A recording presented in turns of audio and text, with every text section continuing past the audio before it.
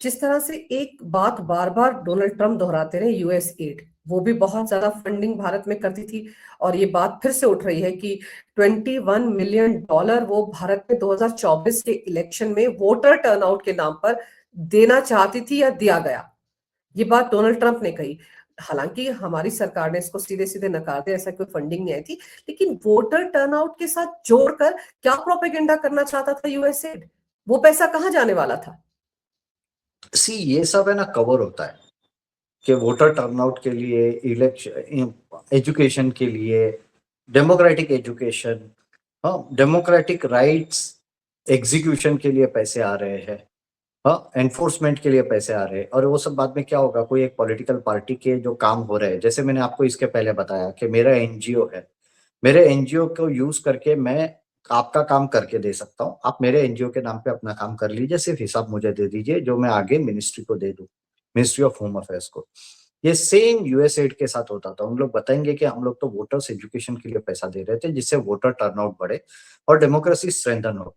लेकिन अंदर क्या होता है, उनको पता है ये पॉलिटिकल पार्टी के लोगों को हमने पैसे देने हैं सिर्फ जिससे कि वो लोग बराबर काम कर सके, उनके पास पूरता पैसा हो कि उन लोग ग्राउंड लेवल पे प्रोपेगेंडा, इलेक्शनियरिंग कर सके और उससे उन लोग खुद के वोटर्स बढ़ा सके, खुद का वोट शेयर बढ़ा सके।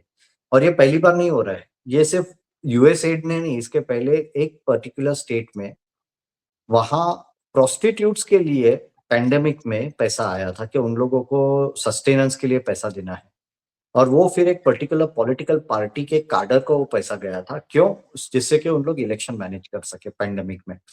तो इस तरह के बहुत सारे कवर होते हैं। मेरे पास आएगा पैसा के यहाँ मैंने गरीब बच्चों को सिखाना है, हाँ, एजुकेशन, और मैं वो पैसा यूज करूंगा एक्चुअली रेडिकलाइजेशन के लिए या नक्सल ट्रेनिंग के लिए। तो उस तरह का भी होता है, यानी अकाउंट में तो कुछ भी दिखा सकते हो आप। लेकिन अब ये संभव नहीं हो पाएगा ना। अब तो आपको पूरा ब्यौरा देना पड़ेगा, कहाँ से पैसा आया, कहाँ आपने इस्तेमाल किया, किस किस के खाते में गया, कौन कौन डोनर्स थे और क्या क्या हुआ। ये सारा हिसाब किताब देना पड़ेगा। और बड़ी अजीब बात है कि अमेरिका में चाहे रिपब्लिकन्स हो, डेमोक्रेट्स हो, डोनाल्ड ट्रंप हो, उनकी पार्टी के बाकी तमाम नेता हो, सबके सब परेशान है एफसीआरए बिल से लेकर। यानी कि मोदी सरकार ने ऐसा काम किया है कि अमेरिका बिलबिला उठा है। मोदी सरकार का सबसे बड़ा बेनिफिट क्या हुआ है इसमें, सबसे बड़ा मास्टर स्ट्रोक बोलना हो, लोगों को आजकल मास्टर स्ट्रोक शब्द पसंद नहीं है, लेकिन मोदी जी ने एक जो किया है, अमित शाह जी ने, राधा गृह मंत्रालय ने, कि डोनर्स का नाम आपको देना पड़ेगा, डिटेल्स देने पड़ेंगे। अब मैं से डोनर, मैं हूं से, मैं जॉर्ज सोरोस हूँ। आज जॉर्ज सोरोस पैसा देना चाहता है भारत को तोड़ने के लिए, इलेक्शन हराने के लिए। अब वो एक एनजीओ को तो एक साथ $100 मिलियन, $200 मिलियन नहीं दे सकता, 50 मिलियन भी नहीं दे सकता, 50 मिलियन ही $5 करोड़, यानी आज के तारीख में $500 करोड़ एक साथ नहीं दे सकता। तो कहीं वो $100,000, $1 लाख, $2 लाख, ऐसे छोटे छोटे अमाउंट में बांटेगा और ग्राउंड लेवल पे डिस्ट्रीब्यूट हो गए वो पैसे। अब जब पता चलेगा कि भाई से ओपन सोसाइटी फाउंडेशन ने इतना पैसा दिया है, डोनर का नाम दो हमें, ओपन सोसाइटी कितना पैसा डाल रहा है, से दूसरा कोई बंदा है वो कितना पैसा डाल रहा है, हमें पता चलेगा कि भैया ये सब तो देश तोड़ने के लिए या पॉलिटिकल एक्टिविटी के लिए या फिर कन्वर्जन के लिए पैसा आ रहा है। तो ऑटोमेटिकली वो एनजीओ सर्वेलेंस में आ जाएंगे, तो सर्वेलेंस करना इजी होगा, क्योंकि कौन पैसा दे रहा है। और उसके अंदर क्या होता है कि अगर से जॉर्ज सोरोस ने एक एनजीओ को पैसा दिया है, निकल आया कि उसका नाम है, तो फटाक से सरकार दूसरे 50, 100, 200 एनजीओ है जिसको जॉर्ज सोरोस का पैसा मिल रहा है, वो सबके ऊपर इन्वेस्टिगेशन चालू कर सकती है। इसलिए इन लोग बौखला गए।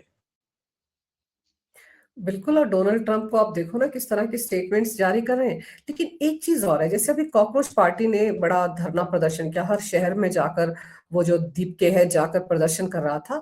तो सवाल तो ये उठता है ना कि उसको भी तो कहीं से फंडिंग आ रही थी, कोई ना कोई पैसा दे रहा था। और उसके आंदोलन में एलजीबीटी के लोग जिस तरह से घुसे हुए हैं, उसके मंच से बातें मतलब कर वो यूजीसी के मुद्दे पर बात कर रहे थे, हाँ। लेकिन वो बोलते क्या थे उसके मंच से? वो बड़ी शर्मनाक बातें यूजीपीटी वाले बोल रहे थे, एलजीबीटी वाले बोल रहे थे।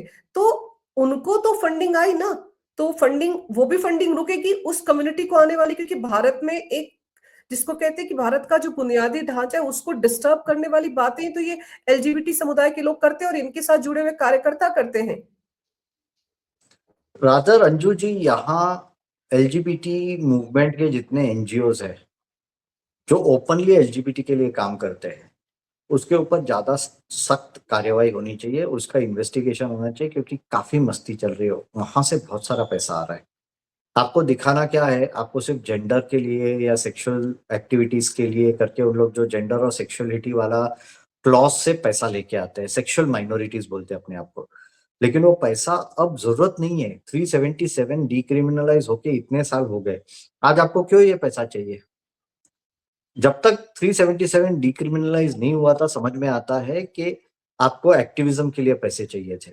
आज के तारीख में क्यों चाहिए? तो ये बंद हो जाना चाहिए। एलजीबीटी के लिए तो एक पैसा बाहर से आने नहीं देना चाहिए, लेकिन शायद मोदी सरकार थोड़े टाइम में ये सब संज्ञान लेके आगे चल के ये अमेंडमेंट लेके आएंगे कि कुछ तरह के एनजीओस को बाहर से जरा भी पैसा नहीं आना चाहिए। क्योंकि जो कॉकरोच वाला आंदोलन था उसमें तो जिस तरह से घुसपैठ हुई है एलजीबीटी वालों की, तो लग रहा था कि उनके एनजीओ को आने वाला पैसा इसमें इस्तेमाल हुआ है।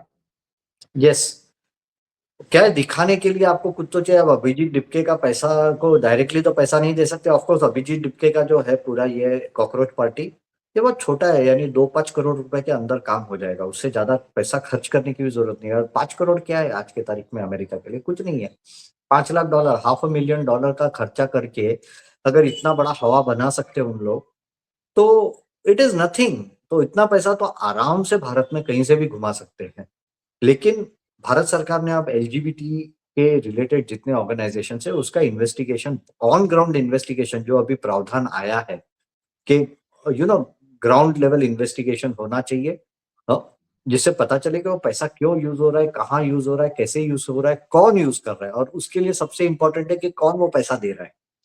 ये सब के ऊपर बहुत कड़ी नजर रखनी पड़ेगी भारत सरकार को।